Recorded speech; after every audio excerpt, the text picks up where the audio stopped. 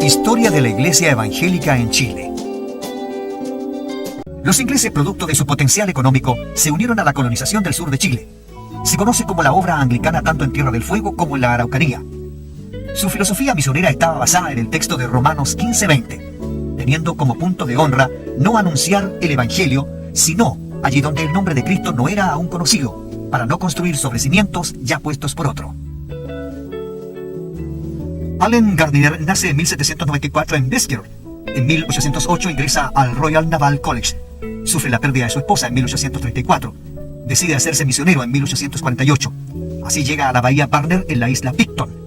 En 1850 vuelve al mismo lugar y en 1851 es encontrado muerto al lado de una lancha. La labor de Gardiner no terminó allí. Su hijo continuó su obra en Lota y Concepción en el año 1860. Los primeros evangélicos en llegar a Lota fueron los ingleses, quienes venían a trabajar en las minas del carbón, ya que tenían toda la experiencia en ese mercado. Hoy Lota es donde residen el mayor porcentaje de evangélicos en Chile. El sur de Chile fue colonizado por europeos, los cuales trajeron trabajo, riquezas y lo más preciado, la palabra de Dios. Otro lugar importante donde llegaron un buen número de inmigrantes alemanes es Osorno, donde en 1863 se fundó la Iglesia Luterana, la primera comunidad evangélica alemana en Osorno y Chile. Los inmigrantes alemanes en Osorno necesitaban escuchar la palabra de Dios, y don Rudolf Amadus Philippi hizo todas las gestiones para que llegara un pastor protestante con ayuda financiera de la iglesia en Berlín. El primer pastor, Alfred Tisga, llegó a Chile el 6 de abril de 1865. Continuaron la obra otros pastores que también eran procedentes de Alemania.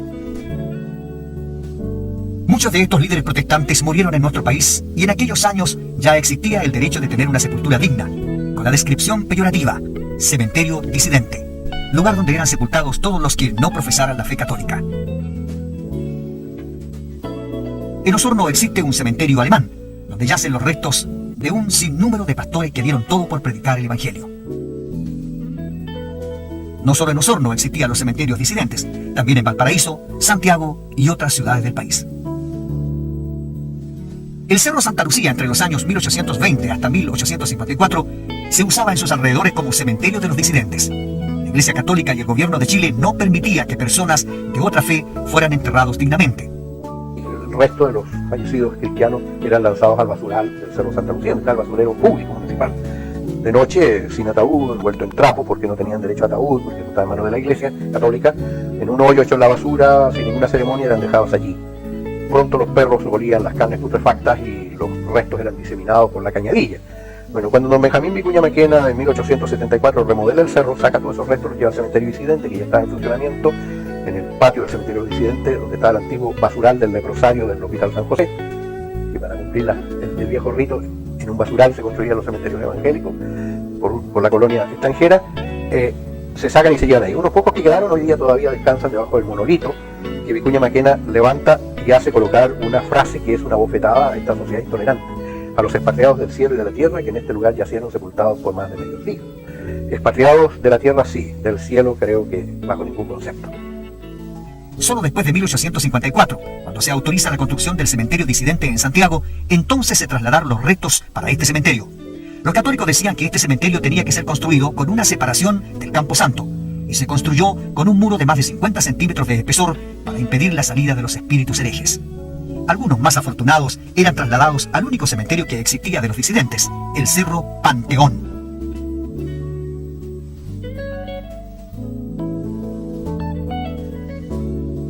Don Bernardo O'Higgins autoriza el 14 de diciembre de 1819 la construcción de cementerios disidentes.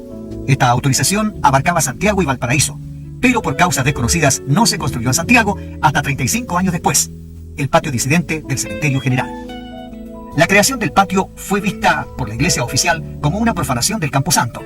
Danilo Sáez, que en paz descanse, ex relacionador público del Cementerio General, explicaba: la historia popular cuenta que en un comienzo los cadáveres de los disidentes eran sacados en las noches, porque se consideraba que los cuerpos de los herejes contaminaban el cementerio.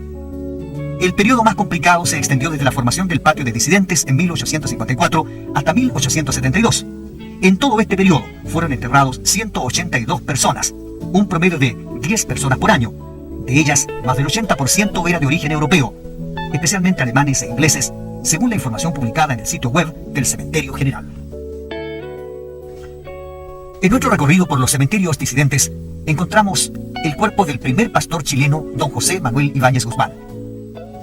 Esta es la tumba de otro personaje ilustre de nuestra historia evangélica en Chile. Un obrero que Dios levantó en estas tierras, le permitió capacitarse en California cuando viene la fiebre del oro, él se traslada con su familia, pero en ese lugar conoce al Señor y lo mandan a un seminario a estudiar. De vuelta en Chile se hace como ayudante del pastor David Trumbull en Valparaíso y después de servir algún tiempo allá es trasladado a Santiago y en Santiago es ungido pastor de la primera iglesia evangélica que hay en Chile. El pastor José Ibáñez Guzmán fue una inspiración para muchos que sintieron el deseo y escucharon el llamado a predicar el Evangelio.